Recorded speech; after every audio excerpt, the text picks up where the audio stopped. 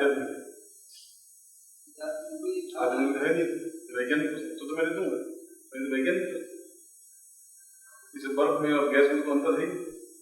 बर्फ को गैस में कन्वर्ट कर सकते हैं, गैस को बर्फ में कन्वर्ट कर सकते हैं, इसलिए दोनों को कोई है नहीं। तात्विक दृष्टि से कोई नहीं, उसमें 2 भाग हाइड्रोजन 1 भाग ऑक्सीजन, 2 भाग हाइड्रोजन 1 भाग ऑक्सीजन मिलकर बर्फ बनती है। तो पानी में 2 भाग हाइड्रोजन 1 भाग ऑक्सीजन से बनता है और गैस में 2 भाग हाइड्रोजन से बनता है। विज्ञान तो इस मंत्र मानते हैं, तो विज्ञान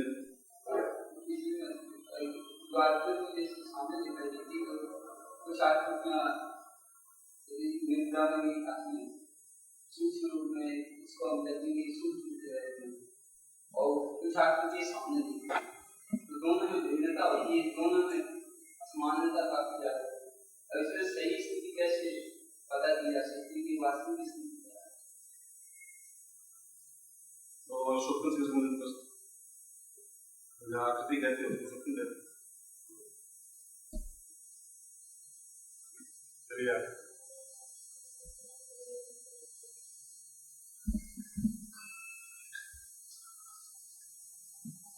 ये जिला द्वैत के चिंतन के गुरु और शिष्य का संबंध भी होता है। जैसे कि एक गुरु वाले और एक शिष्य द्वैत का चिंतन, तो द्वैत का चिंतन रख करके जो सेवा की जाए और एक अद्वैत का चिंतन, तो दोनों में उपयुक्त क्या है? जब तक हम गुरु को ध्येय पर ध्यान करने का विषय, सेवा करने का विषय मान करके सेवा नहीं करेंगे, तब तक सेवा संभव नहीं। सेवा में हमारा आदर्श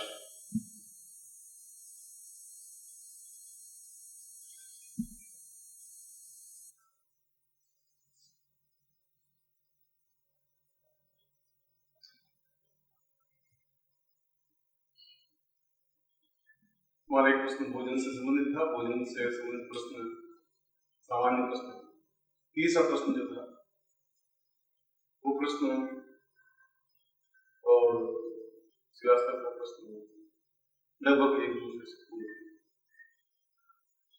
प्रश्न ऐसा होना चाहिए जो सार्वगर्भित हो, बोधगम्य हो और बहुजन उपयोगी हो।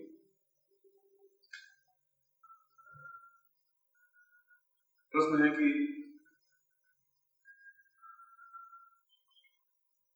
यदि शिष्य दोष करे, यदि शिष्य गलती करे, त्रुटि करे, या गुरु की आज्ञा का पूरी तरह से पालन नहीं हो, तो गुरु को क्या दोष होता है, शिष्य को क्या दोष लगता है और उसका परिमार्जन कैसे है? लगभग वैसा प्रश्न। और दूसरा प्रश्न है कि द्वैत और अद्वैत की स्थिति में कौन सी स्थिति ज्यादा श्रेयस्कर है और कैसे?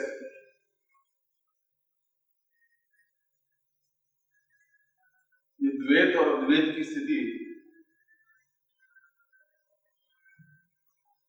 वैदिक काल से है। वैदिक काल में भी एक मंत्र है यजुर्वेद का, द्वा सुपर्णा यजा पूर्वः वैशतान द्वा देनो सुपर। क्या हम जो कुछ देखते हैं वह बिल्कुल एक अलग है और जो कुछ हम हैं वह बिल्कुल अलग है? और अगर दोनों अलग अलग हैं तो यह अद्वैत है, द्वैत है। और यदि दोनों अलग अलग नहीं है तो ऐसा डिफरेंस महसूस होता है, ऐसा अलगाव, ऐसा अंतर महसूस होता है। और आगे के मीमांसाकारों ने, आगे के उपनिषदकारों ने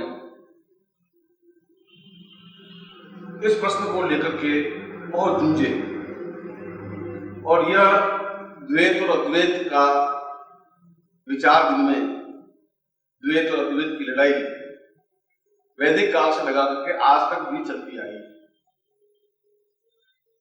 कुछ लोग कहते हैं कि इस संसार में द्वैत है क्योंकि माया अलग चीज है, ब्रह्म अलग चीज है, तीसरी कोई चीज संसार में है ही।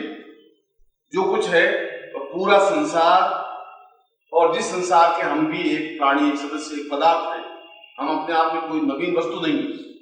जैसे पत्थर एक पदार्थ है, जैसे रुई एक पदार्थ है, जैसे हवा एक पदार्थ है, उसी प्रकार से हम भी एक पदार्थ है।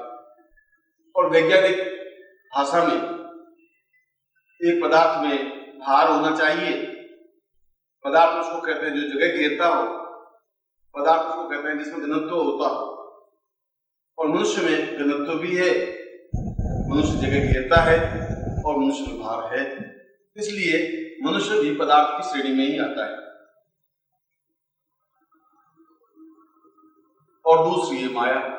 जब उपनिषदकार या वैदिक कार जब ये कहते हैं कि अहम ब्रह्मास्मि द्वितीयो नास्ति, मैं ब्रह्म हूं, साथ साथ एक बात और कह रहा है, द्वितीयो नास्ति, दूसरी कोई चीज है ही नहीं।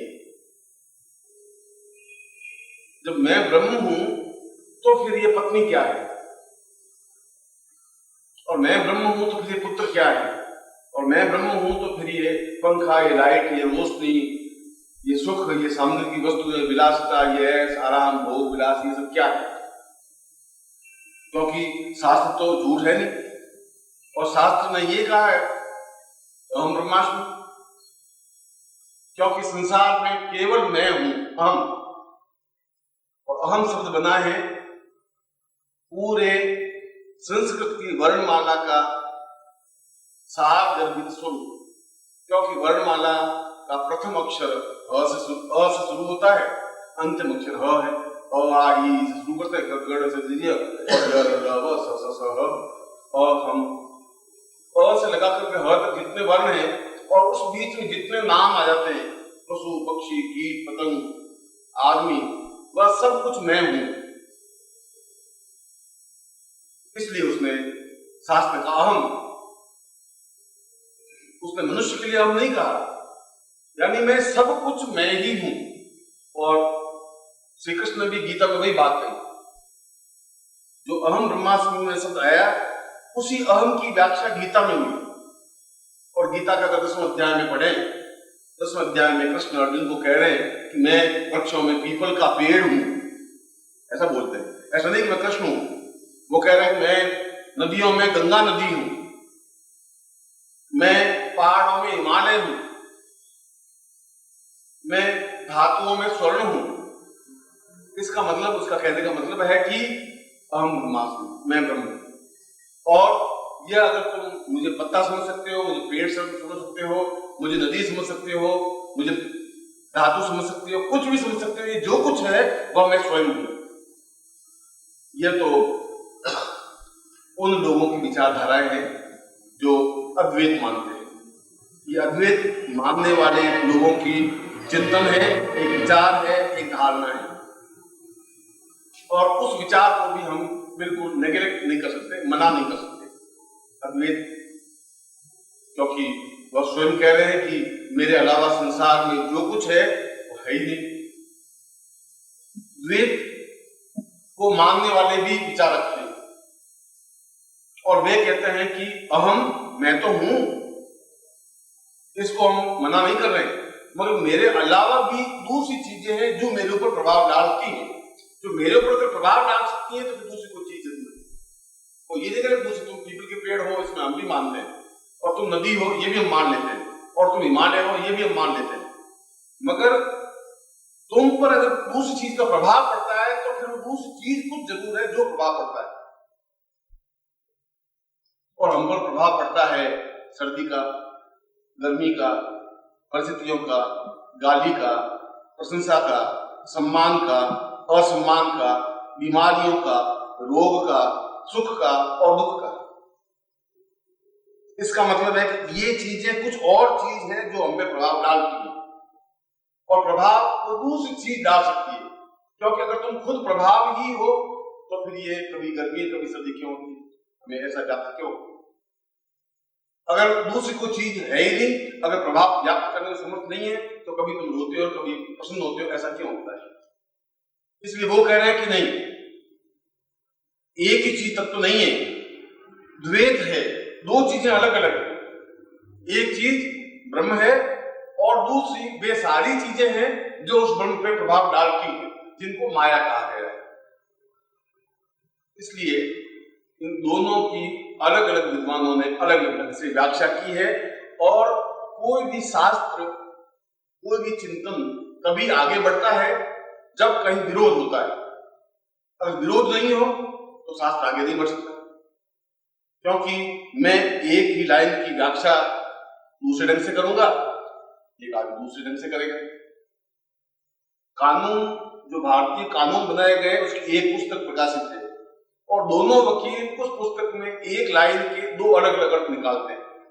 वो कहता है नहीं, इस कानून का ये अर्थ है, दूसरा वकील कहता है नहीं, ये अर्थ है। लाइन एक ही लिखी हुई है, दोनों के लिए कानून पुस्तक अलग अलग नहीं है, दोनों ने उसकी अर्थ अलग अलग निकाले। ठीक उसी प्रकार से ये द्वैत और अद्वैत की मूल वस्तु स्थिति आत्म है, प्राण चेतना है,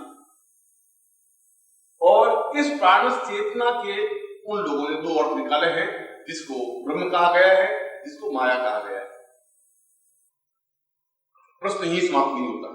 यहां तो मैंने तुम्हें ये समझाया कि द्वैत का अर्थ क्या है या अद्वैत का अर्थ क्या है, और विद्वानों ने द्वैत क्यों कहा, विद्वानों ने अद्वैत क्यों कहा, और प्रारंभ से लगा करके आज तक अद्वैत को मानने वाले भी सैकड़ों ऋषि, योगी, सन्यासी, विद्वान हुए, और द्वैत को मानने वाले भी सैकड़ों योगी, यति, सन्यासी, ऋषि हुए। अब प्रश्न ये उठता है कि क्या गुरु और शिष्य अद्वैत है या द्वैत है? यह प्रश्न जरूरी है, और इसका उत्तर शंकराचार्य ने अत्यंत ही प्रामाणिक ढंग से दिया है।